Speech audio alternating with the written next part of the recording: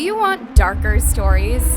Do you want to dive into creepier videos? Well, my little detectives, it's time we go even deeper. This is Anna Uncovered. Check out the link below to find out more.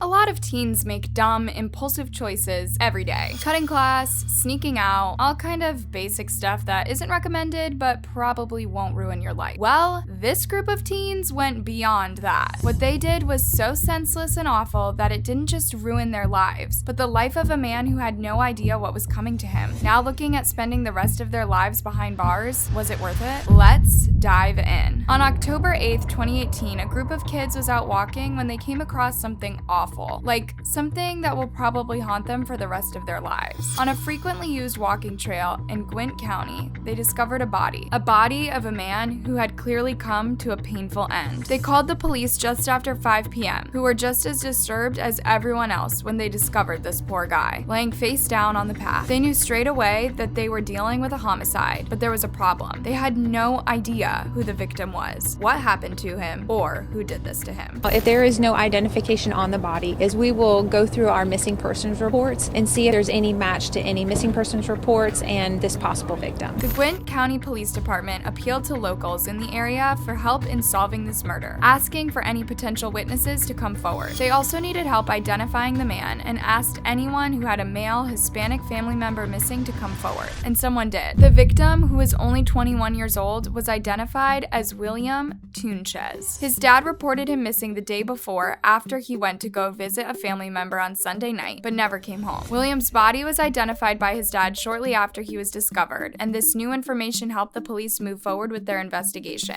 After the autopsy, they were able to determine that William died due to a gunshot wound to the neck, and before he died, he'd been hit over the head. They knew now that this was definitely a homicide, one that potentially had more than one perpetrator. The first thing they had to figure out was what William was doing in that part of town. He told his dad that he was going to visit his uncle, but that uncle didn't live anywhere close by, and William's body hadn't been moved after he died. So what was he doing there? Could he have been lying about where he was going? Why would he do that? A few miles away, 3 teens knew the answer. Franecha Torres and Nicholas Evans were both 17, and their friend Khalil Miller was 18. They were all from the same area and known to be troublemakers, already wanted in connection for dozens of armed burglaries in the same area. Recently, they'd graduated from targeting buildings to targeting people, and their first victim was William Tunches. It's unclear why they targeted William and what they hoped to get out of him, but he unwittingly fell into a trap that would cost him his life. He and Franchetta met online and started talking, developing some kind of relationship. The main details of this haven't been released, probably because Franchetta was 17 at the time when William was 21. What we do know now is that she propositioned him, offering to hook him up in exchange for $300. He agreed. What the teens didn't realize is that the police would be pretty quick to figure out that this was what happened. After they found William's body, they started trying to figure out how he even got to that neighborhood and found his car parked a few houses away. Didn't take much to figure out that he'd gone to that area to meet somebody, and for whatever reason, things went totally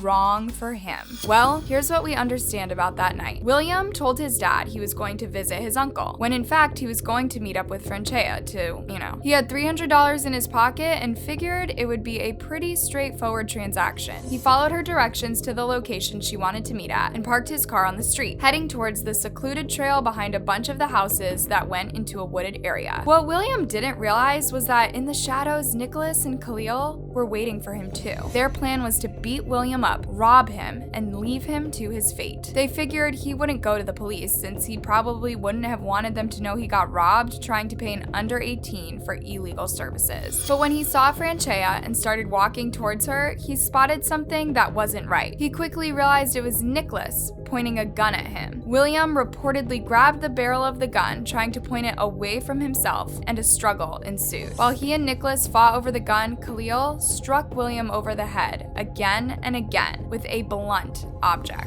Eventually, William let go of the gun, and when he did, Nicholas fired, sending a bullet flying straight through William's neck. He dropped to the ground. The group stole what they could from him and ran. The next day, he was discovered by the neighborhood kids. Detective Micah Hedgewood was assigned to the case, and the more he looked into similar crimes in the surrounding area, the more these 3 names kept coming up: Franchetta, Nicholas, and Khalil were all suspects in armed burglaries as they'd been spotted at the scenes of the crimes. They'd also been seen in the area around the time William is predicted to have died. And who spotted them exactly? Well, as a resident of the neighborhood who was walking near his house, he came across Franchea, who asked him for a phone charger. The man said he didn't have one, but then before he could blink, one of the other teens had pointed a gun at his face. They told the man to give them everything he had on him before they ran away. This was just 5 hours after they took William's life. It was also rumored that Khalil returned to the scene the next day to see if William's body was still there. You know what they say about killers returning to the scene of the crime, right? Detective Hedgewood made it his mission to find these 3 teens and figured out if they'd done it, and if so, why. They brought the teens in for questioning, and while Franchea and Khalil mostly stayed quiet, it didn't take long for Nicholas to crack and tell the cops everything about what happened that night. He told them that they just planned to rob William, knowing that he would bring at least $300 with him, and they brought the gun simply for their own protection. He also claimed that he and his assailants were involved in the Gangster Disciples gang, and Khalil, who had higher status than them, ordered Francesca to participate in the plan. It's thought that he was also the main culprit behind the other burglaries that the trio was involved in. And so, all 3 of them were arrested and charged. They weren't just arrested in connection to William's murder, though. The cops got them for the other burglaries in the area, too. They were all looking at a lot of time behind bars, especially Khalil, as he was a legal adult. All 3 were held at Gwinnett County Jail without bond, which just goes to show how dangerous they were believed to be. What was kind of crazy was how surprised they all looked when their charges were read to them in court, especially Franchea. Now, for some reason, there has barely been an update on this case since it happened. The last piece of public info available is about the 3 teens being charged. I looked for a long time, but really couldn't figure out why this is the case. At the time of recording this video, it's been almost 3